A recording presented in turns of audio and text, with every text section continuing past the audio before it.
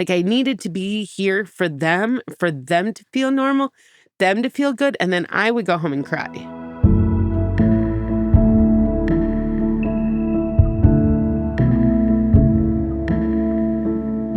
Welcome to What Came After. I'm your host, Manya Marcus.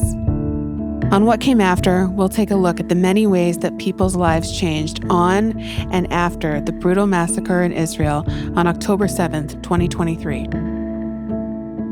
We'll be speaking with people in Israel and around the world about how the devastating attack by Hamas has shifted, shaped, and changed them. To learn more about our podcast, please visit us at whatcameafter.com. Today, I'm joined by my guest, Deborah Neal, a current resident of Jerusalem. Deborah has 15 years of experience in the hair care industry. Deborah's originally from Bakersfield, California, where she trained as a hairstylist after the recession in 2008. In recent months, Deborah has volunteered at various army bases by providing hair care to active duty soldiers. You can find Deborah at her salon, Beauty Mark, in the heart of Jerusalem. Hi, Deborah. Thanks so much for joining me. Hi. I was hoping you could share a little bit about yourself, how you got to Israel, and what your story here has been. So my name's Deborah. I'm a hairstylist, Hair Stories with Deb.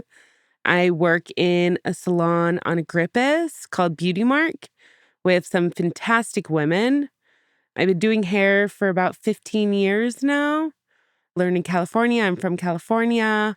Made Aliyah about 10 years ago, but first came like 12 years ago to try it out.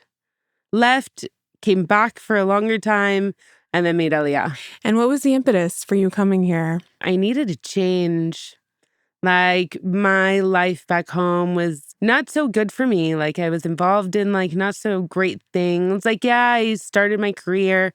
I learned, but like I battled with substance abuse and like I felt like the opportunity for me to come to Israel or to get out of America was there for me and it felt right and it felt like the right decision to make for me. So I took off and I came here. So coming here was not really this passionate ideological decision. It was an opportunity. I think you had some family here, right? Yeah. I have my sister, my mom, my dad, relatives on both sides of my family. My brother was here for a while. But yeah, like I didn't come here for ideological reasons or Zionistic reasons. I came because there was an opportunity and I needed a change. And somehow it only made sense for me to come here. So let's fast forward a little bit and talk about the war, October 7th. We've talked a little bit about some changes for you that have come in the wake of the war. I want to do like a little side note that when I made Aliyah May 2014.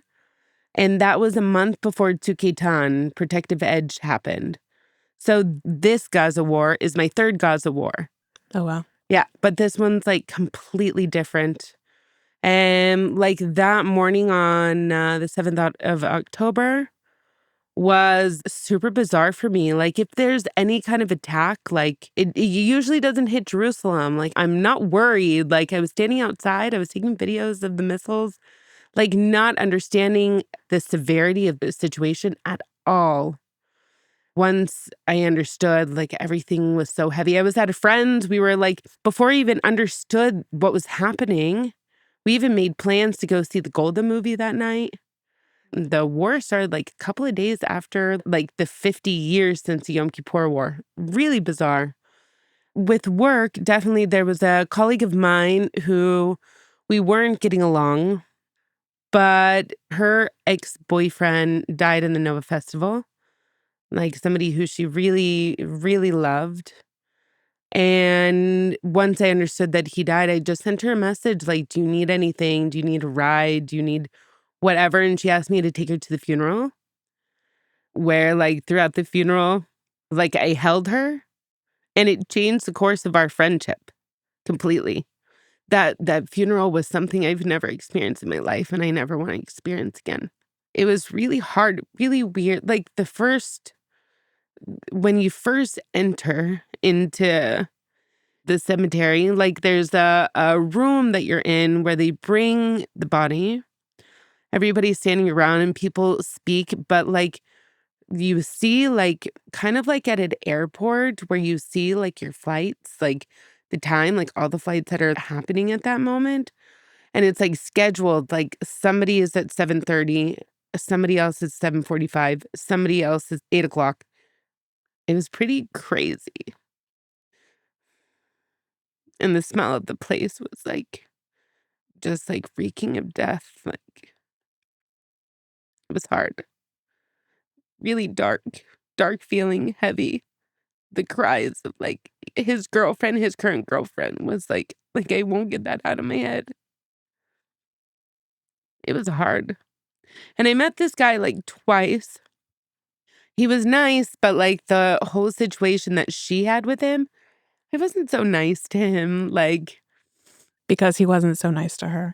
yeah, like they were really good with but it was an ex-boyfriend. But she really loved him and like that was like the one she lost. Since then, like she really appreciated me taking her. We created a bond. And then we started going base to base. Like I went to one base on my own and I did haircuts. And then since then, like I invited her to come along. And then we started going, she and I, throughout the country, doing haircuts and massage, like calling anybody that we knew that was a soldier in Miloim to see if they wanted our services. And of course they did. So we went to the South a few times, saw our friends, worked on some soldiers. And it was the craziest thing, like how they were like, okay. Like we went to the South. We worked on some guys who just came out of Gaza. They were in tanks for 3 days. I won't forget this one guy that I talked to. He was planning on getting married a few days later, but they pushed back the wedding, obviously. But he was all smiles. He was like, okay. His hair felt like shit, but like it was so weird. They were just doing their job. I'm sure there was more going on in their head for sure. But what they were putting out was so strong and so regular. Like it was so weird. I don't know. I was like, don't you want to cry? I think a lot of people don't realize that there are a lot of calls at these bases for this kind of service. Yeah. Body work, massage, acupuncture, and also haircuts. Yeah, because when are they going to go out and get a haircut? Exactly. And they've been Yeah. in this place where it's not exactly like a salon is accessible Right. for anywhere from 3 days to, multiple months. So for sure, there were people on the base that were doing haircuts, but it's also nice to have like women come and like, shining and giggling and like that energy adding into your day and something to give you energy the next couple of days or whatever. So in terms of providing positivity and giving energy, how has the salon been since the start of the war? Has it been an oasis for people, or are they talking about the war? What have you seen? So in the beginning, I'm the one that lives closest to the salon. So I was there the most. Daniela, the owner of the salon, her husband went into Miloim and she went to her mom's, which is outside of Jerusalem. And then our nail tech, she lives outside of Jerusalem. My aunt doesn't live super close, but she would have been able to come. But I think like she was still heartbroken over the loss of David. So in the beginning, I had work. Some people canceled. And the people who didn't, I condensed in like a day or two, whatever. And everybody was talking about it. And like I had to like hold their energy. It was really challenging to where like I took the work, each person that came in, I locked the door after them. And like I took the people, but I felt like I was doing a chore for them. Like I needed to be here for them to feel normal, them to feel good, and then I would go home and cry and like not sleep.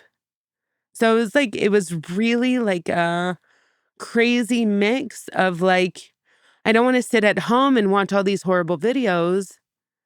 I don't necessarily have energy for everybody and their shit.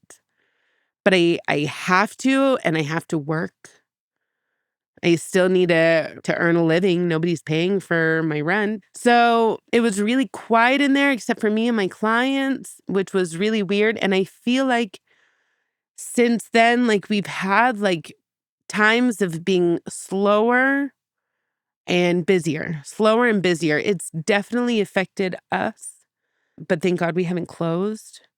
Like, my business is definitely slower and prices of things have gone up. So people are choosing when they come. So they're coming less frequently, but we're not closed and people still come. And like, yeah, we didn't close. That's the amazing thing. Like, we're still trucking on.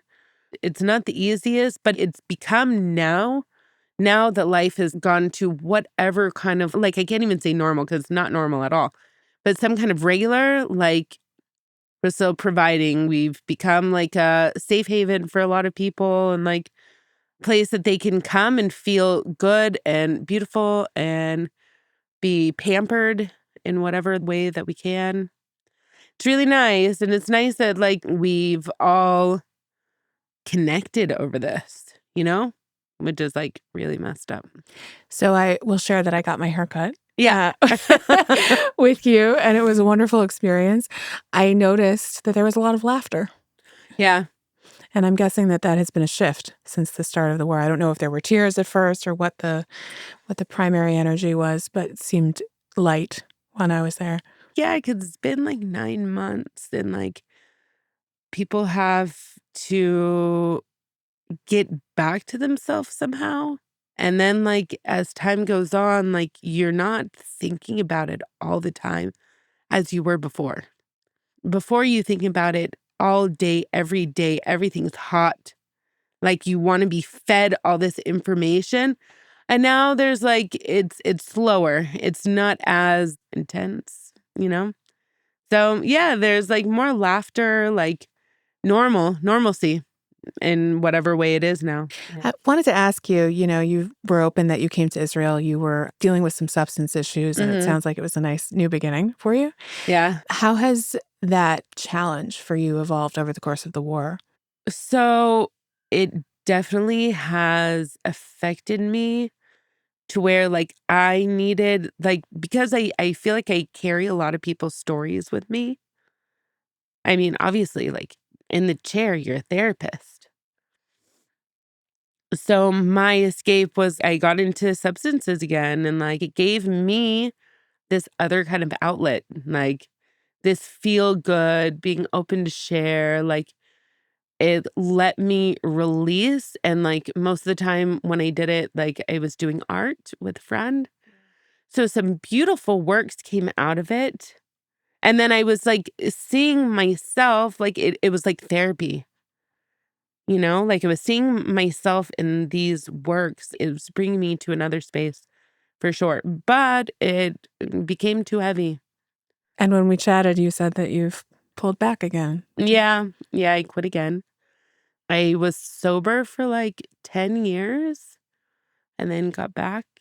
And then now sober for like 2 months almost. Yeah. That's great.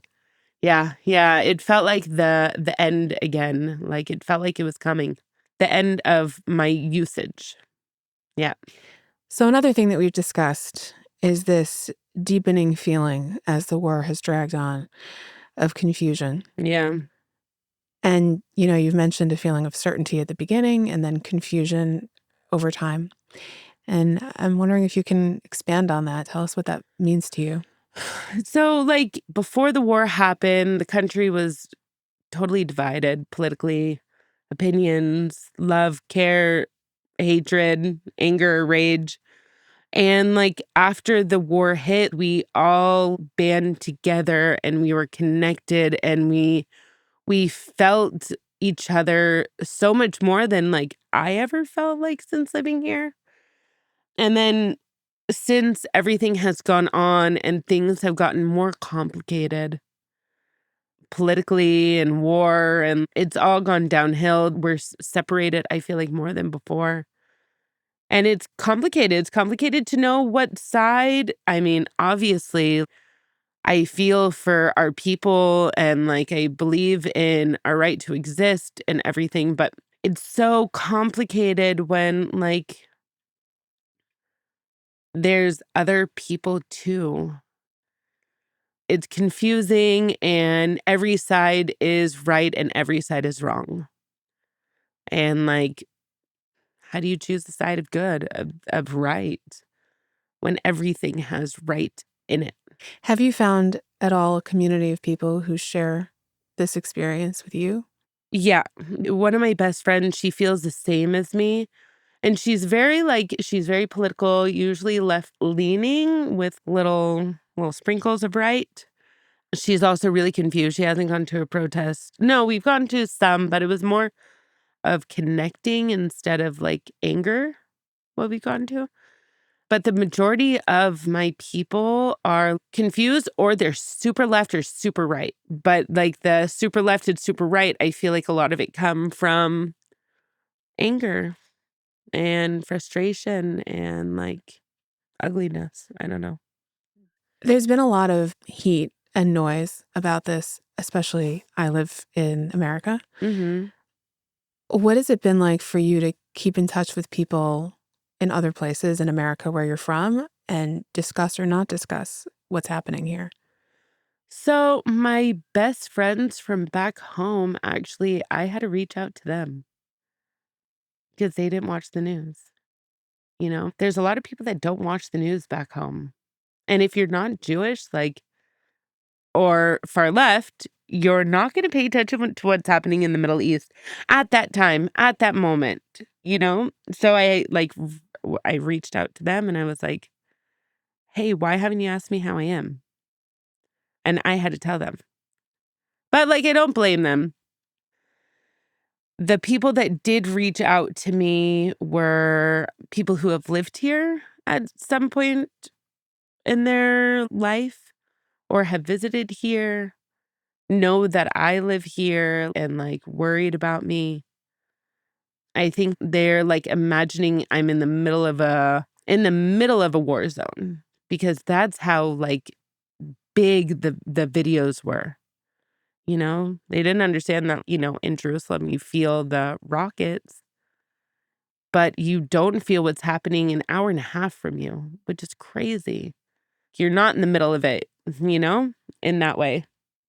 I had a couple of people, actually, people that I worked with in a salon back home, well, back in America, because here's home, tell me that I can come move in with them. Like if I need to get out, their doors open for me, which is like, was really sweet, you know? I'm like, but I'm not leaving.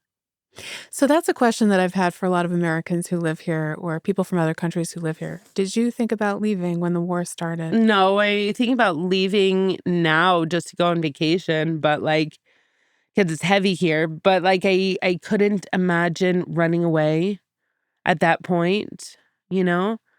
I think just with the Iran attack was like a lot for me. I don't know why. Like what happened on October 7th was like super significant, horrible, disturbing, all the. But somehow when the Iran attack happened, I was like, oh my God, like, what am I doing here?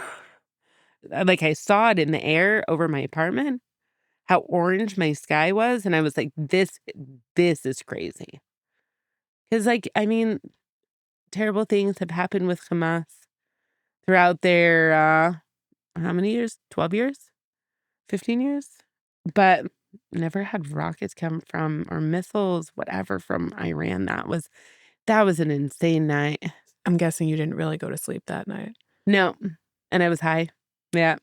And like my friend just left and I wanted him to stay, but he had a long travel back home. And like I felt weird asking him to stay, like which I should have in hindsight. Like we talked about it. He was like, why didn't you ask me? And I was like, I don't know. I want you to make your own decisions. But like I wish he stayed. So I didn't do that alone. Hmm.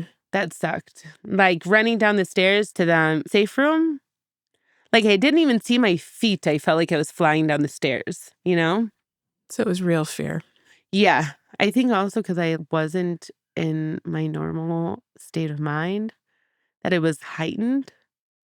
Other people would be down there and like, how are they gonna be? What's gonna be happening? Like am I gonna be down here for a while? And like coming down. It sounds like it was pretty intense.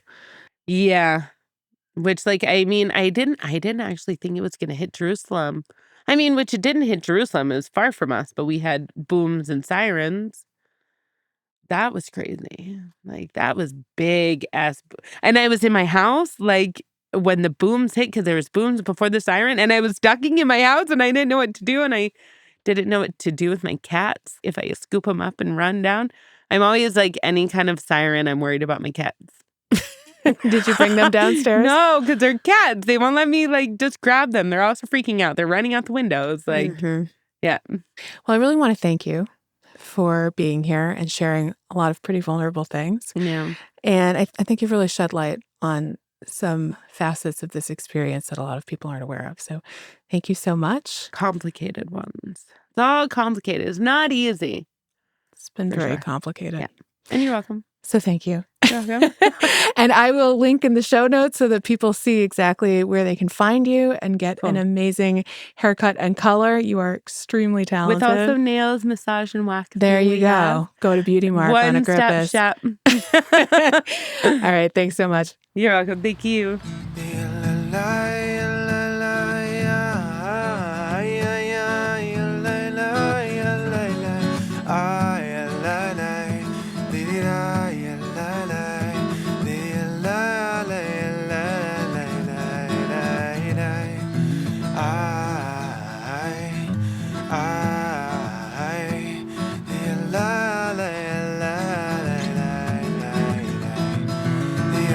La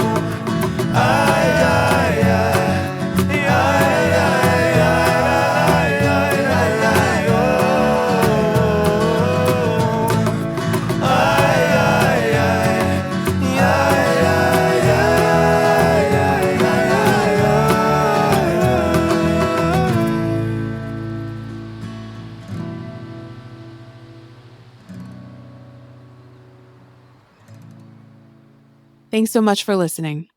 If you enjoyed this episode, please rate, review, and subscribe to What Came After wherever you get your podcasts.